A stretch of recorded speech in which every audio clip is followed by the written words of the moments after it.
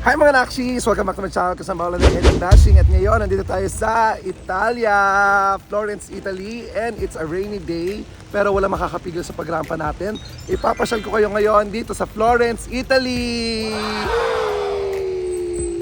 And syempre, I have a friend. Yung anak-anakan ko, yan. Anak-anakan ko from San Pablo, nagkita kami dito. At siya magpapasyal sa akin ng bonggang-bongga dito sa Florence. Ang lamig ha? Palo. Ang lakas ng ulan. Alam mo nung isang araw walang ulan, pero ngayon biglang umulan ng palong-palo. Ang ganda pa man din ng ano, ayan o, baka sabihin nyo nasa Quiapo lang tayo ha, hindi tayo sa Italia. Ayan po, oo. Yan. So itong Florence, Italy ay nasa Tuscany, tama ba ako? At sikat to sa mga historical sites, sa mga museums and everything. Pupuntahan natin yon. Dapat actually pupunta kaming Leaning Tower of Pisa. Kaya lang, umuulan. Hindi na namin nilaban. Pero mamaya, kung meron pang, kung kaya, ilalaban ko. Pero for now, para may lakas tayo, kain muna tayo. Then, rampa na! Let's go! Italy!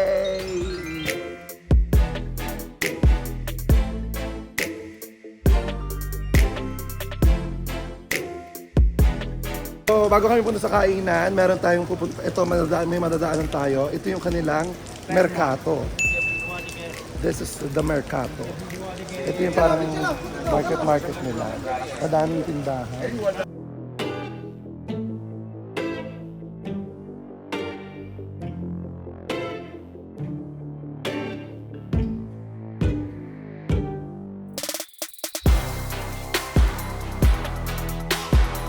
Tapos dito, ang sikat, syempre, nasa Italy tayo, Italian leather. Kaya ang dami nilang mga leather dito. Quanto viene? Questo 45 euro. Pelle di bufala. Oh, Not made in China. quanto? So ito, Italian leather. Italian leather, yan calf, parang calf skin. This black. You like black and brown? Just black. You try. Mi lasciami, non c'ho problema, amico mio. Non ne capisci. May translator tayo ng kineso. Kapag ano ka dito, kapag dayo ka dito, pwede kang tumawad ng kalahati. Kasi nagpe-presyo sila ng... Grazie mille, dai. Grazie mille. Nagpe-presyo sila ng doble daw. Dito ha, sa merkato. Diba? At least kabili tayong belt. Kailangan yung sa kasal bukas. Diba? So ayun, may natutunan tayo. Quanto viene, magkano, diskonto, pengin discount. Diba? Ganun. Tapos nung nagsalita na siya ng dire-diretsong Italian, wala na, hindi ko na naintindihan. Ito na, dadiretso na tayo, pupunta na tayo ng restaurant. Kain muna tayo ng masarap-sarap, tapos tuloy natin yung pamamasyal. Let's go. So kakain tayo dito sa Trattoria Zaza. Trattoria Zaza, may katabi siyang The Nicola Pesche Carne. Fish and meat yan, pesche, tapos carne, di ba? Dito tayo kakain sa Trattoria Zaza. Kasi authentic Italian food, 'di ba? So maghahanap tayo dito ng adobo, caldereta, tsaka ng alam mo sana may chop suey sila. Favorite ko kasi, tsaka ampalaya, ginisang ampalaya. Dito daw authentic Italian, ang daming tao, sobrang daming kumakain. Tapos parang cubicle lang siya. Sobrang daming tao, pero kaya ganyan kasi mura lang daw, tsaka hindi ka mahalan, pero authentic, 'di ba? Okay. So, papasok na tayo. Ito, meron pa sila mas malaking loob pala dito. So, papasok tayo. Let's go.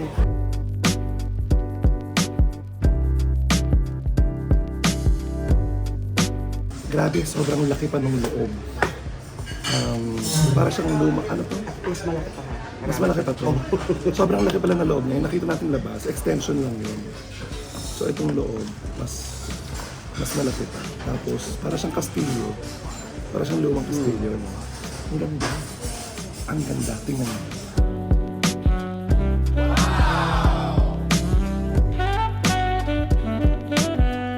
So, ito yung mga menu nila.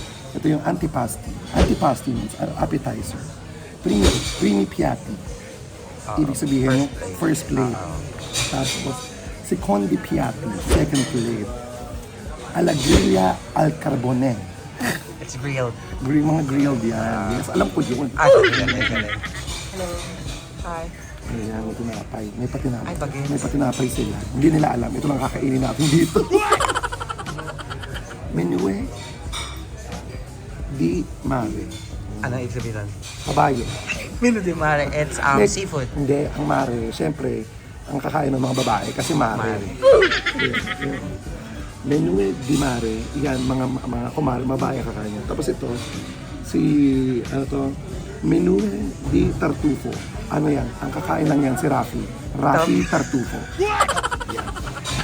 Okay, syempre dapat proper tayo kumain dito. Meron silang binibigay na mapa. Lalagay mo dito. Yan. Tama ba? Yes. Tapos ito, ano to? Balsamic vinegar. Aceto balsamic. At sa Ito yung sausawan ng tinapay.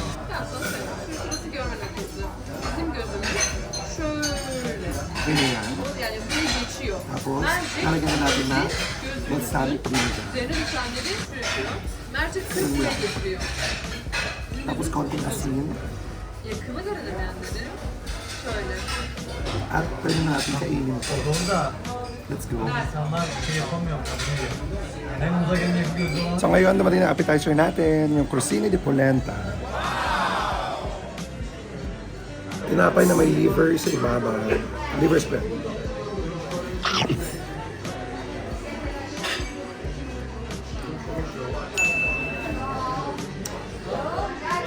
Perfect. Nakain na tayo natin primo piata or first plate ang carbonara. Ano to? Tartufo. Carbonara tartufo. Let's eat.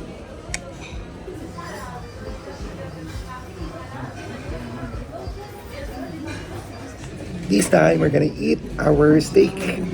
Steak na tayo, Carmena.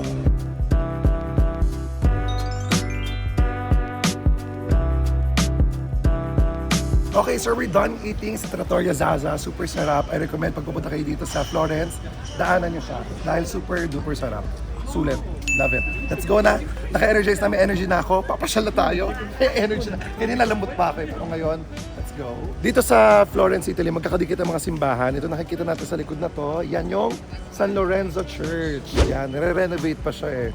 Pero maganda siya, lumang-luma na talaga. Pinapreserve talaga nila dito yung mga historical sites. Tapos pupunta tayo sa Duomo, kung saan makikita natin yung Dome Church naman. Dome Church yun, di ba? Kaya Duomo, ibig sabihin ng Duomo ay Dome.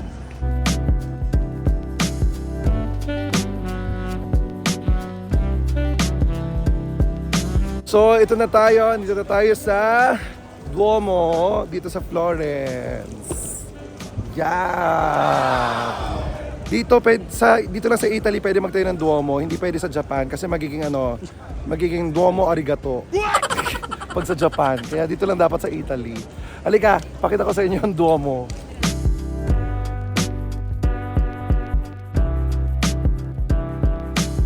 Sobrang daming tao. Pag pupunta nga pala kayo dito, mag-ingat kayo sa mga mandurukot. Ha? Kasi sobrang daming tao talaga dito. Mga turista. Yung iba nagpapanggap na turista para makapandukot. So mag-ingat lang din. Ang gagwapo ng mga tao dito. Promise. Umuulan pero hindi tayo papatinag.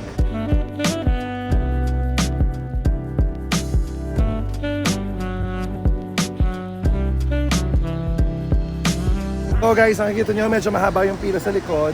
Yung pila daw na yan ay para sa papasok, papunta sa pinakatuktok ng Duomo. Pero we don't have time for that, hindi tayo makakapila kasi sobrang haba. So hindi natin makikita yan. Pero guys, kung may time kayo, mas maganda pumunta dito ng umagang-umaga. Mga 5 p.m., 6 p.m., mga 5 a.m., walang tao, 6 a.m., walang tao. So ngayon, hapon na tayo nakalabas kasi nga maulan. Kaya naabutan natin yung sobrang daming pila. Okay guys, so andito naman tayo sa Piazza Signorina. Signorina ba? Signoria. Piazza Signoria. Marami din mapupuntahan dito ng mga museum. Ayan, makikita nyo. Ayan, ang daming tao. Tapos meron ditong statwa na malaki. Tapos dito sa loob, museum daw yan. So, alamin lang natin kung ano-ano ba to. Ang gaganda ng mga rebulto dito ha. Papakita ko sa inyo sa isa. Let's go!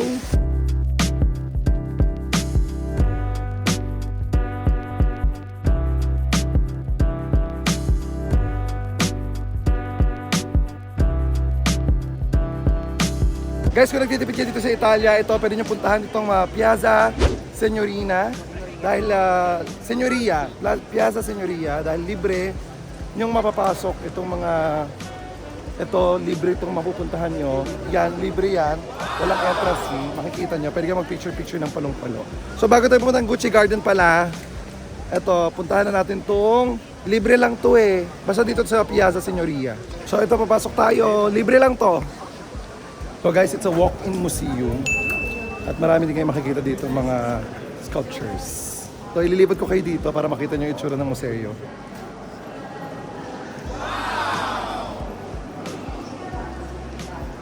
Ganda, very intricate yung mga designs. Kahit yung ceiling, tingnan niyo yung ceiling.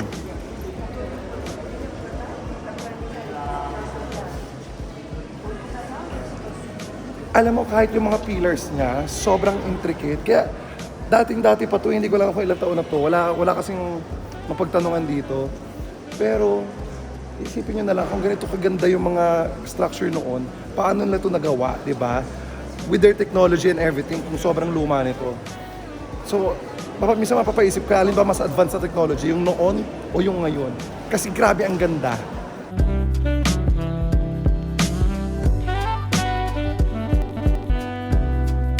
So, ito nakita na natin kung ano to. Ayan, nakasulat naman. Kadali, i-vidi vece son di fatti per lor Serbia. Ang ano niyan, si paring Dante. Ayan, Dante, par. Si paring Dante yan.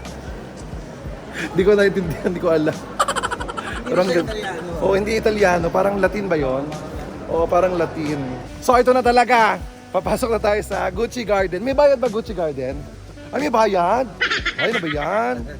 So we got our tickets na. Yan, plain lang yung tickets nila. Wala nakasulat masyado. Although may video sa baba, kaya naputol tayo kanina. Kaya akit na tayo ngayon. Papunta dito sa... Yan. Sa... Attention again, no? Gucci Garden. So ito yung Gucci Museum. Bongga. Ganda nito. Ganda. Oh my gosh. Pak! Ang sarap siguro pag pag ganito kadami ang Gucci bags mo, no? Palo, ang bongga! Ang bongga, ang daming Gucci bags, nakakalula! So, may mga Gucci-Gucci-Guccihan. Ang ganda! Ang daming bags. Ito bagay sa akin itong bag na to kasi butas-butas. Ito rin na siya mukha ko, butas-butas din. Ang dami. Oh no! Salamin lang. Nagulat ako. Kala ko ihalik mo. So makita mo iba't ibang uri ng bags. Siguro yung mula luma hanggang sa mga pinakabago nila. Ito yung Gucci collections nila. Ang ganda. So I think every design na nilalabas nila, naglalagay sila dito. No? Siguro. Hindi ko alam. Hindi ako sure. Wala mapagtanungan eh. Ganda.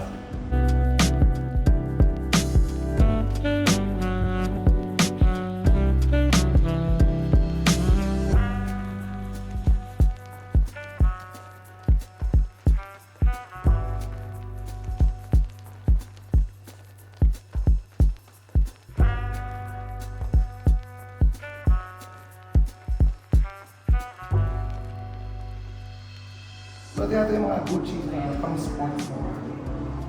So, parang kung magte-tennis ka, Gucci pa yung bag mo.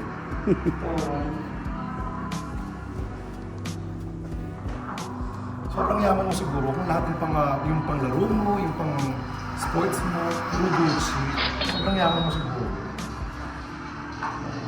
Pero sinusuot ng mga ano talaga, no, ng mga atleta. Sikat na atleta. Pang sports na ba?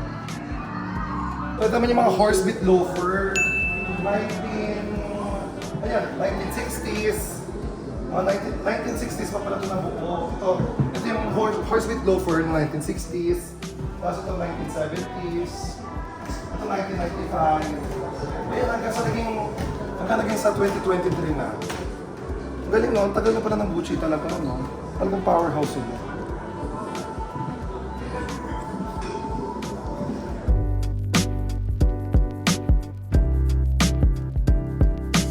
So, akit na tayo. Punta tayo sa Gucci Garden. Tama ba?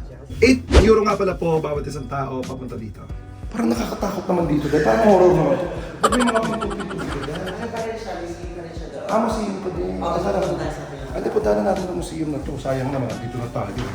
Ito siguro yung mga nauna nilang design talaga na talagang tumatak naging trademark ng Gucci.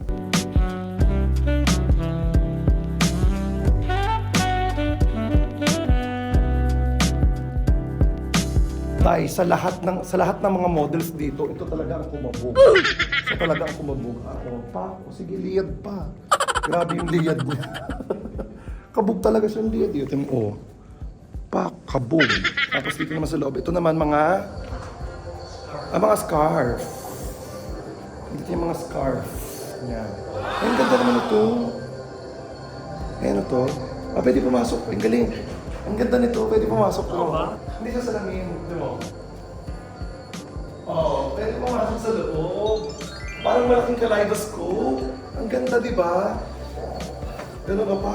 Gucci model.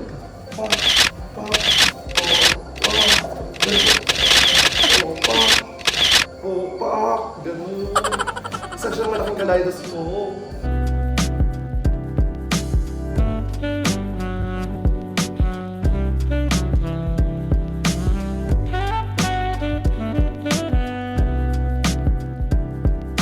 Ganda no, nakakala ko salamin no, nakakapasok. So alam niyo na, pag nagpunta ka ng Gucci Museum. So ito na nakakatawa.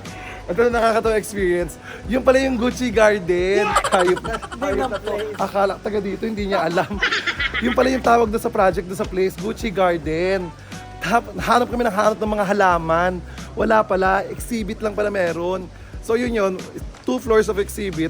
Tapos lahat ng mabibili niyo dito sa Gucci Garden na mga Gucci, sila lang ang meron. All throughout the world, wala silang katulad. So, if mahilig ka sa Gucci and you wanna collect ng Gucci na walang kaparehas, dito ka bumili. Sure na sure, wala online, wala daw all throughout the world.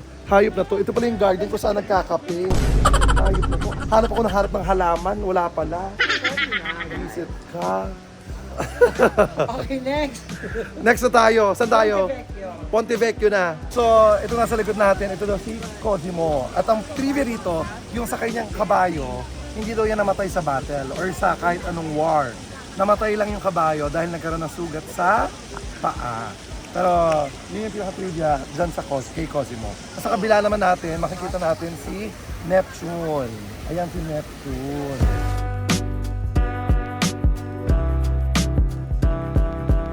Alam niyo, in fairness dito sa Florence, kahit saan kayo magpunta, ang ganda ng, bawat tingin nyo, kaliwat kanan, ang ganda ng mga structures, ang ganda ng mga architectural designs. So kahit hindi siya yung pinaka-main tourist spot, magagandahan kayo. Promise. Kaliwat kanan dito sa Florence, ang ganda lahat. Okay, so andito naman tayo sa, ito daw yung tinatawag na Arno River. Arno River. Ang may-ari nun ito, mga Schwarzenegger. Mga Arno Schwarzenegger. Tapos nabili ng mga Clavio, so naging Arno Clavio. So ayan yung Arno River. Ang ganda. Tingnan nyo.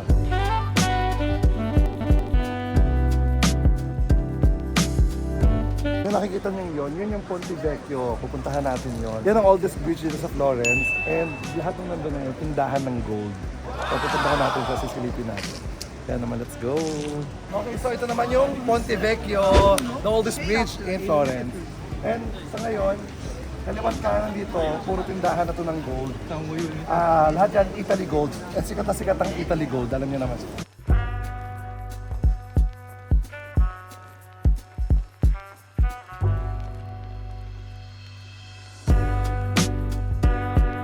So yun guys, medyo napagod na po tayo pero syempre hindi matatapos ang harapan na to kung wala ang gelato.